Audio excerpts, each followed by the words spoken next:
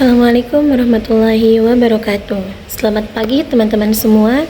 Saya Suciati Amalia dari kelas KPI 4A dengan NIM 241330036. Di sini saya akan membuat video pidato dengan tema persuasif dakwah dengan menggunakan 4 teknik utama public speaking, yaitu teknik otoritas, teknik testimoni, teknik analogi, dan teknik penjelasan ulang. Assalamualaikum warahmatullahi wabarakatuh. Teman-teman yang saya hormati, dalam kehidupan sehari-hari kita sering mendengar kata dakwah. Namun sebenarnya dakwah bukan hanya tentang ceramah di mimbar, tetapi juga tentang mengajak dengan cara yang baik, lembut, dan penuh kepedulian terhadap sesama manusia. Allah Subhanahu wa Ta'ala sendiri telah memberikan pedoman dalam berdakwah. Dalam Al-Quran, Allah berfirman dalam surat An-Nahl ayat 125 yang artinya, "Serulah manusia kepada jalan Tuhanmu dengan hikmah dan pelajaran yang baik." Ayat ini mengajarkan bahwa dakwah harus dilakukan dengan kebijaksanaan, bukan dengan paksaan atau kemarahan.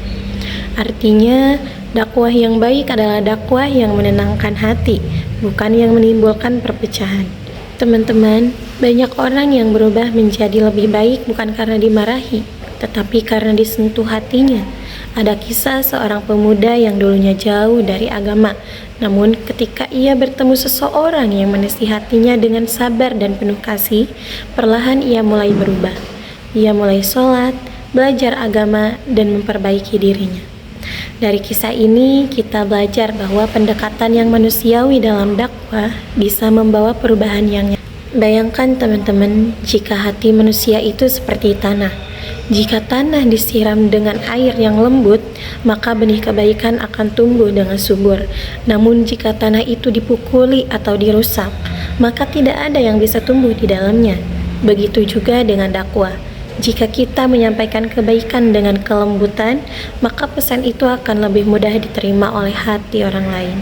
Oleh karena itu, mari kita ingat kembali, dakwah bukan tentang merasa paling benar, tetapi tentang mengajak dengan kasih sayang. Dakwah bukan tentang memaksa orang lain berubah, tetapi tentang menuntun dengan kesabaran.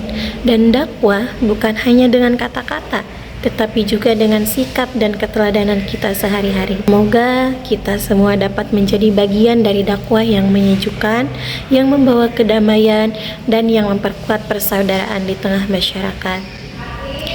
Berikut video pidato yang dapat saya sampaikan.